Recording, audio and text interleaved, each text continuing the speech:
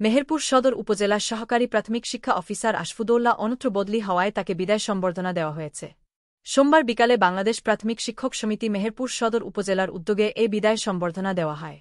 উপজেলা প্রাথমিক শিক্ষা অফিসার ফারুক উদ্দিনের সভাপতিত্বে সদর উপজেলা প্রাথমিক শিক্ষা অফিসারের কার্যালয়ে অনুষ্ঠিত বিদায় সম্বর্ধন অনুষ্ঠানে বক্তব্য রাখেন সহকারী প্রাথমিক শিক্ষা অফিসার মেড আশফুদৌল্লাহ, এস.এম. জয়নুল ইসলাম, শফিকুর রহমান, সদর উপজেলা প্রাথমিক শিক্ষক সমিতির সভাপতি শফিকুল ইসলাম মিন্টু, সাধারণ সম্পাদক মীর সাদিক ওয়াহিদ, সিনিয়র সহসভাপতি জাহাঙ্গীর আলম, মিনারুল ইসলাম, সহসভাপতি হাসান খসরু, আব্দুল কুদ্দুস, সিনিয়র যুগ্ম সম্পাদক মহিলা শাহানা ফেরদৌস লিপি, নির্বাহী সম্পাদক আসাদুল হক, যোগাযোগ সম্পাদক আশফাক আজম, প্রচার সম্পাদক আরিফুর রহমান, সহ অর্থ সম্পাদক দিন মোহাম্মদ, সদস্য মনিরুল ইসলাম, সেলিমা পারভিন।